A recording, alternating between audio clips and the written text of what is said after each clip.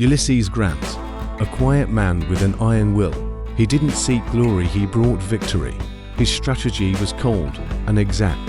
His silence spoke louder than any words. He became the North's steady hand in its hour of chaos.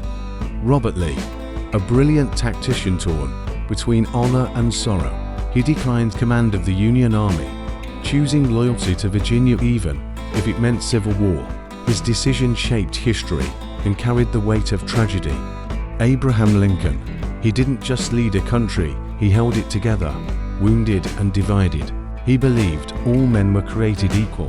That belief cost him his life, but it became the soul of a nation. George Armstrong Custer, bold and at times reckless, at just 23, he rose to the rank of general.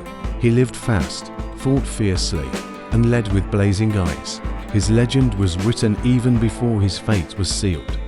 They fought not just for the Union, but for freedom, for dignity, for the right to be seen as men. These African-American soldiers, forgotten heroes, redefined what it meant to be brave in America.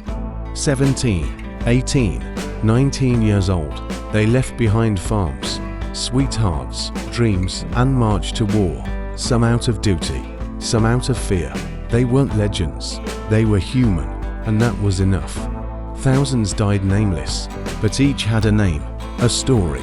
We may not hear their voices, but we see their faces, and in those faces pain, hope, humanity.